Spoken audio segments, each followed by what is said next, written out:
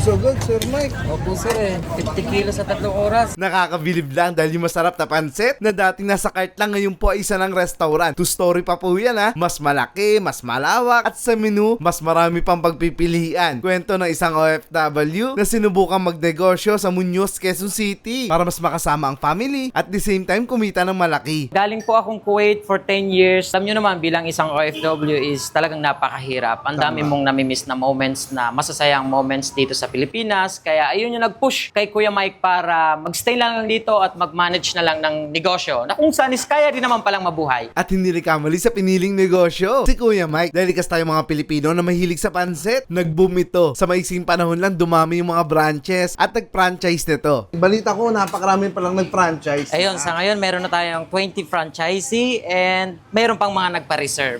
Kaya we are expecting na umabot siyang 30 within this year. Ngayon, si Kuya Mike, sobrang successful na. May magarang kotse, bahay, magandang opisina para sa mga gusto mag-franchise, at may factory pa. Sobrang nakaka-inspire dahil malayo na ang narating ng pamilya niya dahil sa sarap at murang presyo. Sobrang tinatangkilik ito ng mga tao. Sa halagang 35 lang, matitikman mo na ang masabaw na pansit ng mga Bicolano. At ang Kuya Mike, pansit ba to? Mas magugustuhan nyo. Sa dami ba naman ng toppings na pwedeng piliin nyo? Lechon kawali, sisig, Shanghai, at marami pang iba. Kaya binabalik-balikan talaga. May mga bilao na nga sila eh. Kaya sa mga nag-iisip at gusto mag-start ng negosyo, pati rin sa mga OFW na gusto na umuwi at mag-business na lang dito, pwede ka rin maging reseller ng mismong pansit. Maliit lang po ang puhunan nito. Mag-PM lang po kayo sa kanilang page at si Sir Mike na ang bahala magturo sa inyo, mag-training at mag-provide ng gamit para sa inyo. Iniimbitahan ko po kayo na bumisita sa aming store dito sa Muñoz, Quezon City, na kung saan ating pong pinalaki, ating